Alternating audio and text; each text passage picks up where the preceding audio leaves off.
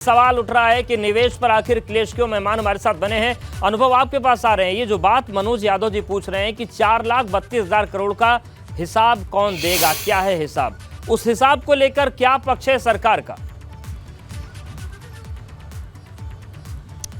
देखिए अवधेश, सबसे महत्वपूर्ण ये है कि जब सबसे पहला सरकार ने अपना वित्तीय बजट पेश किया था वो भी तकरीबन 4,28,000 करोड़ के आसपास था, और 2018 में जब पहला इन्वेस्टर समिट किया तो उसमें भी 4,28,000 करोड़ के ही निवेश आए थे।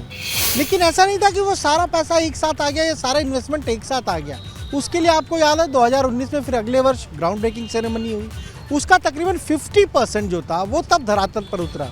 फिर आपको याद है कि किस तरीके से अभी इसी साल मई में जून में अगर आप देखें तो खुद प्रधानमंत्री लखनऊ आए और फिर एक ग्राउंड ब्रेकिंग 2 सेरेमनी हुई। तो तकरीबन 3,80,000 करोड़ ये सरकार का दावा है कि अब तक जो पहला इन्वेस्टर समिट हुआ था उसमें से उतना धरातल पर। अचार सिर्फ खाने के लिए ही नहीं है, कमाने के लिए भी है। ये अचार के बिजनेस करके महीने के 5 लाख कमा रहे हैं। आपको भी ये करना है तो फ्रीडम ऐप को अभी डाउनलोड कीजिए। उतर चुका है, उत्तर प्रदेश में तमाम कंपनियां आ रही, निवेश कर रही, इन्वेस्ट कर रही हैं। पर ये काफी महत्वपूर्ण है ना, ये हम इन्वेस्टर समिट कोई देश के भीतर नहीं हो रहा है, ये है ग्लोबल इन्वेस्टर समिट, यानी पूरी दुनिया के अलग अलग जो देश है वहां से निवेशकों को उत्तर प्रदेश लाना है। कोरोना काल था तब भी आपको याद होगा कैसे बहुत सारी कंपनियां कुछ चाइना बेस्ड थी, उसके उत्तर प्रदेश में आने का दावा किया गया कि 60,000 करोड़ तो कोरोना काल में उत्तर प्रदेश में आया। तो सरकार लगातार इस कोशिश में जुटी है कि कैसे $1 ट्रिलियन इकोनॉमी बनाई जाए। अब अगर $1 ट्रिलियन इकोनॉमी की अर्थव्यवस्था बनानी है तो उसके लिए तो निवेश लाना पड़ेगा।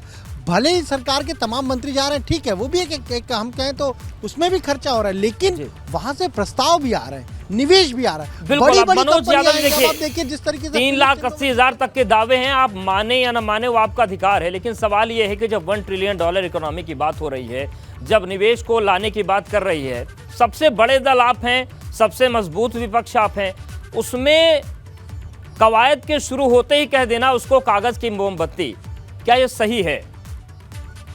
देखिए, मैं अनुभव जी की बात से अपनी सहमति व्यक्त करता हूं, लेकिन अगर मेरा ये सवाल है कि आप मुझे ये बता दो कि साहब वो इन्वेस्टमेंट किस डिस्ट्रिक्ट में हो रहा है, किस प्रोडक्ट में हो रहा है, किस क्षेत्र में हो रहा है, एनर्जी में कितना हो रहा है, और इसकी बात कर कौन रहा है आपकी पार्टी में? तो आप कर रहे हैं ना हमारे शो पर, आप बड़े प्रबुद्ध हैं, आपके अध्यक्ष तो बस सीधे उन्होंने कह दिया कागज की मोमबत्ती।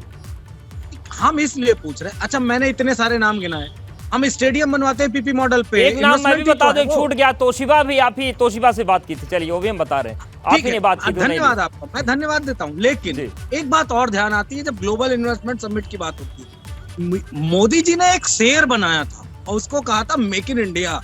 क्या उसका पलीता लगा रहे हैं योगी जी? क्या ये भी एक सवाल बनता है। त्यागी जी, कहां है वो शेर? मिट्टी का शेर हो गया क्या? कहां है वो शेर? उत्तर प्रदेश में 1 डिस्ट्रिक्ट 1 प्रोडक्ट कहाँ है? मिट्टी का शेर नहीं, वो रियल शेर है, वो रियल शेर है। इसलिए विपक्ष भीगी बिल्ली बन गया है। मेक इन इंडिया में काम क्या उसमें बनाया? हो रहा है, अपने यहाँ काम हो रहा है ना, पैसा यहाँ आने लगा है, यहाँ काम होने लगा है, यहाँ उद्योग बनने लगे हैं, तभी उत्तर प्रदेश दूसरी तेजी से बढ़ती अर्थव्यवस्था हो गया है। आज उत्तर प्रदेश की साख देश में ही नहीं विदेशों में भी है, तभी तो विदेशों में जा रहे हैं हमारे मंत्रियों को और प्रतिनिधि मंडल को निवेश के प्रस्ताव मिल रहे हैं।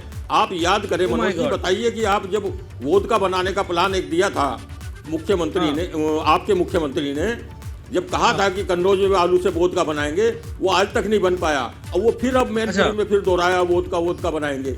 अरे आपके कार्यकाल में, समाजवादी पार्टी के कार्यकाल में कहीं कुछ नहीं हुआ। जो यहाँ काम कर रहे थे वो भी ठीक है। एक आखिरी रिएक्शन मनोज जी आप दे दीजिए, वक्त एकदम नहीं। मानिए जनता का कि देखिए अवधेश जी, समाजवादी पार्टी स्वागत करेगी अगर ये सरकार उत्तर प्रदेश में कुछ बेहतर करना चाहेगी, जमीन पे उतारेगी, हम वेलकम करेंगे, सरकार को धन्यवाद करेंगे, क्योंकि जो काम होगा वो उत्तर प्रदेश की जनता के लिए होगा।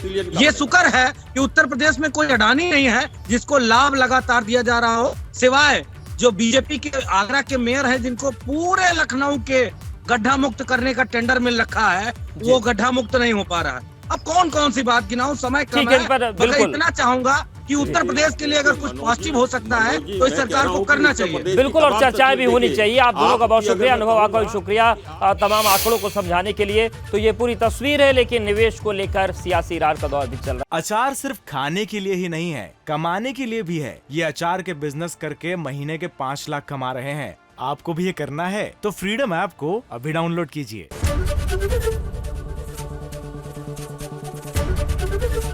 एबीपी गंगा, खबर आपकी, जुबान आपकी।